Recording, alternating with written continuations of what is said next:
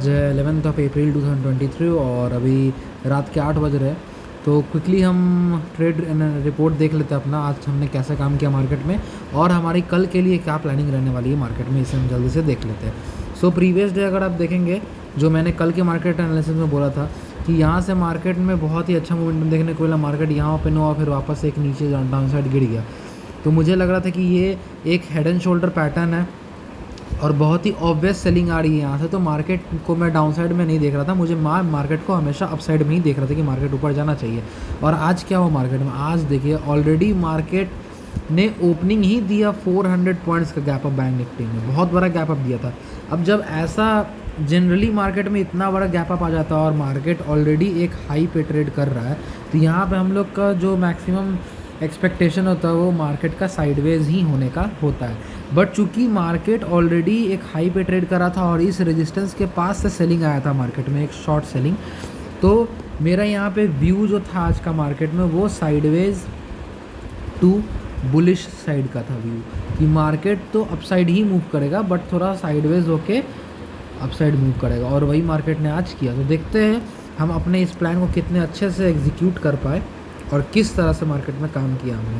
क्योंकि देखिए प्लान करना एक अलग चीज़ होती है बट लाइव मार्केट में ट्रेड करना बिल्कुल अलग चीज़ होती है, वहाँ पर साइकोलॉजी इन्वॉल्व हो जाती है।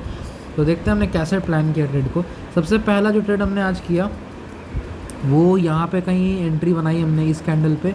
मैंने एक लॉट की एंट्री यहीं पे कर दी थी क्योंकि मेरा भी तो मार्केट इसके भी नीचे नहीं जाने वाला है, तो मैंने एक लॉट की एंट्री यहाँ पे कर ली थी। और जैसे ही मुझे ये रिजेक्शन कैंडल मिला, मैंने यहाँ पे बाकी के 100 क्वांटिटीज़ ऑर्डर, टोटल हमने 125 क्वांटिटीज़ में काम किया और ठीक इस कैंडल पर हम निकल गए थे। हमने 4000 रुपीज़ के आसपास का प्रॉफिट को बुक किया था इस ट्रेड में। फिर हमने वेट किया नेक्स्ट ट्रेड जो हमने लिया, हमने कोई भी ट्रेड ऐसा ट्रेड प्लान नहीं किया था, हमने सिर्फ एक ट्रेड यहाँ पे प्लान किया जहाँ पे हमारा एक छोटा सा एसएल हिट हुआ, बहुत ही छोटा सा एसएल हिट हुआ था अराउंड 700 रुपीज़ के आसपास का। फिर यहाँ पे हमारा एक टारगेट हिट हुआ था अराउंड 1000 रुपीज़ के आसपास का। फिर इस ट्रेड में भी हमारा टारगेट हिट हुआ था अराउंड 2000 रुपीज़ के आसपास का। और उसके बाद नेक्स्ट ट्रेड जो हमने प्लान किया था वो ये ट्रेड था, यहाँ पे हमारा एसएल हिट हो गया था अराउंड 2000 रुपीज़ के आसपास का। ठीक है, तो ये हमारी आजकल की टोटल ट्रेड्स थी। उसका हमने कोई ट्रेड नहीं लिया और आप देख सकते हो मार्केट लास्ट आवर में बिल्कुल ही साइडवेज रह गया था। हमने यहाँ पे टोटल एसएल अगर आप देखोगे तो हमने आज के दिन में भी सिर्फ एक एसएल यहाँ पे लिया और एक एसएल यहाँ पे लिया, हमने सिर्फ 2 एसएल लिए। तो कल के मुकाबले हमने आज बहुत ही अच्छे तरीके से काम किया है। बट आज जो हमारी मिस्टेक्स है वो सबसे पहली मिस्टेक कि हमने ज़्यादा ट्रेड्स तो लिए, हमने टोटल में 1 2 3 4 5 ट्रेड्स लिए, टोटल हमने 5 to 6 ट्रेड्स लिए आज मार्केट में। बट चलो उससे भी कोई दिक्कत नहीं है। जो मेरा एक रूल था कि हर ट्रेड में एटलीस्ट 1 आवर to 40 मिनट्स का गैप होना चाहिए ताकि ये मेरा साइकोलॉजी को ठीक कर सके ये टाइम में। बट मैंने वो यहाँ पे फॉलो किया क्योंकि यहाँ पे हमने एक ट्रेड लिया, फिर हमने बहुत लंबा वेट किया, यहाँ पे हमारा एसएल हिट हुआ। जब ये एसएल हिट हुआ तो हमें वेट करना चाहिए था मार्केट में, हमें ये ट्रेड को जल्दी एग्जीक्यूट नहीं करना चाहिए था। ऑल्दो इस ट्रेड में हमें प्रॉफिट ही हुआ, यहाँ पे हमें प्रॉफिट हुआ, बट स्टिल मुझे ये ट्रेड एग्जीक्यूट नहीं करना चाहिए था। मुझे यहाँ भी प्रॉफिट हुआ, यहाँ भी प्रॉफिट हुआ, बट ये ट्रेड्स हमें एग्जीक्यूट नहीं करना चाहिए थे। और फिर मैंने यहाँ पर एक कुछ टाइम के बाद यहाँ पे एक ट्रेड ऐड किया, तो ये वाला ट्रेड सही था, ये वाला ट्रेड भी सही था। ऑल्दो इसमें एसएल गए बट चूँकि टाइम के कंपेरिजन में देखेंगे तो हमने बहुत अच्छे टाइम के बाद इस ट्रेड को लिया। तो यहाँ पे जो हमने एक गलती की वो एक तो ये ट्रेड थी, बस अगर ये ट्रेड हम यहाँ पे हमारा एसएल हिट हो गया था तो हमें रुक जाना चाहिए था मार्केट में।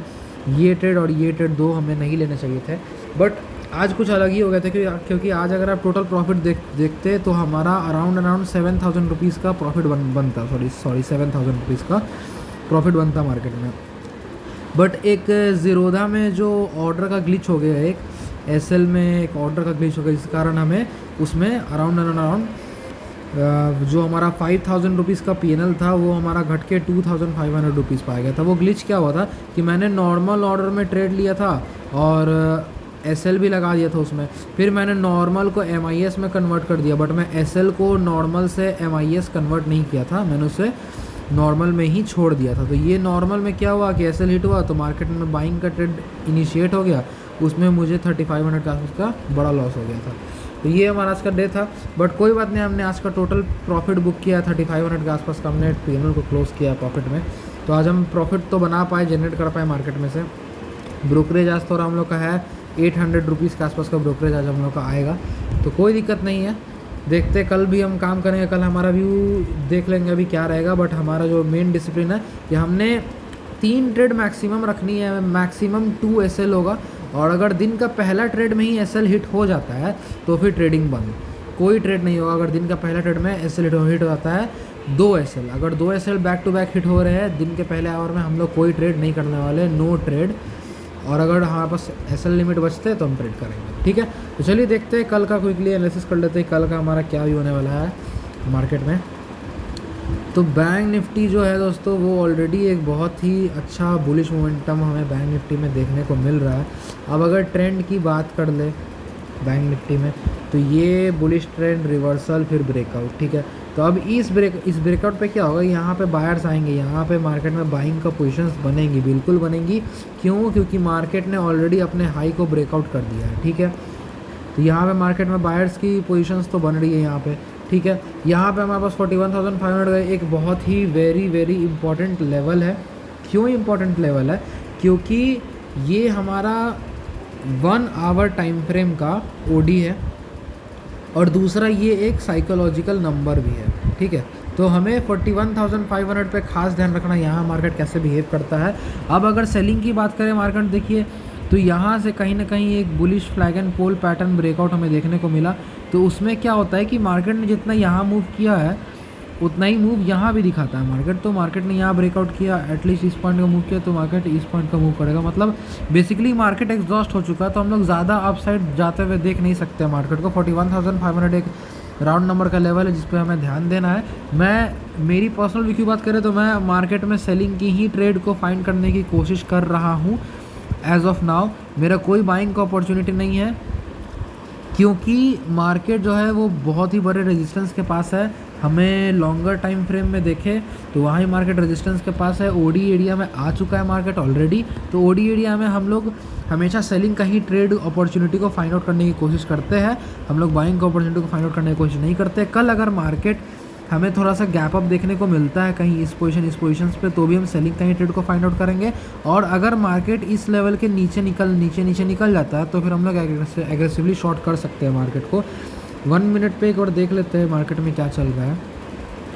अब देख सकते हैं 1 मिनट पे क्या हुआ कि मार्केट में लोग सेलिंग का पोजीशंस तो यहाँ बना रहे थे, बट उनका थोड़ा सा यहाँ पे देखोगे प्रॉफिट बार मार्केट SL हिट कर दे रहा है उनका।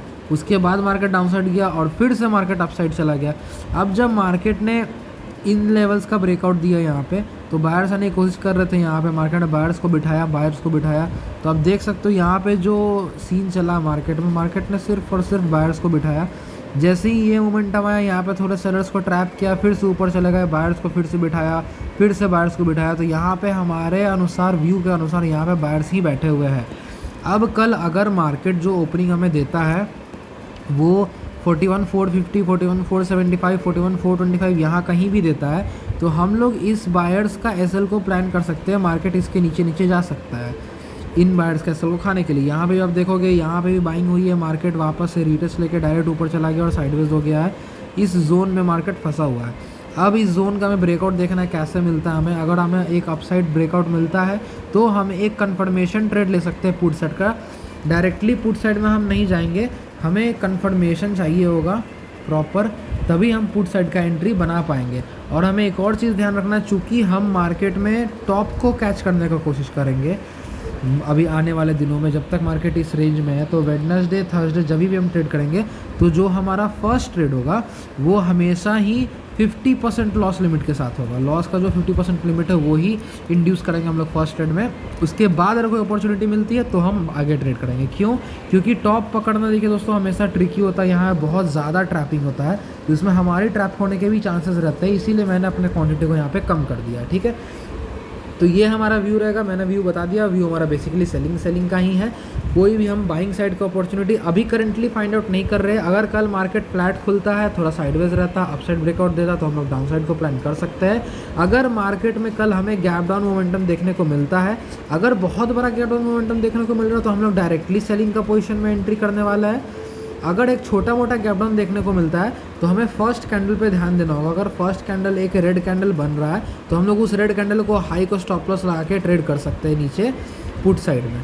ठीक है। तो ये हमारा प्लान है कल का, देखते कल मार्केट कहाँ खुलता है, कैसा हम मार्केट में ओपनिंग मिलता है और कैसे हम मार्केट में काम कर पाते हैं। ठीक है, एक बार मैं आपको 1 आवर चार्ट का व्यू बता देता हूँ जो मैं ऑर्डर लॉक बोल रहा हूँ। देख सकते हो आप मार्केट बहुत ही अच्छे रेजिस्टेंस पे, बहुत ही अच्छे रेजिस्टेंस पे मार्केट में। देखो आप अगर बैंक निफ्टी का लॉन्ग टर्म ट्रेंड देखोगे तो वो डाउन साइड का ही, डाउन साइड ट्रेंड ही चल रहा है बैंक निफ्टी में।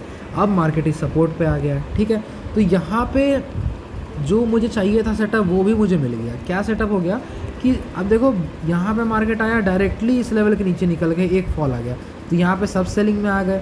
ठीक है, अब आज मार्केट ने क्या किया, मार्केट ने आज वापस से इस लो को क्लियर ऑफ कर दिया, इस लो के ऊपर ऊपर ट्रेड करने लग गया।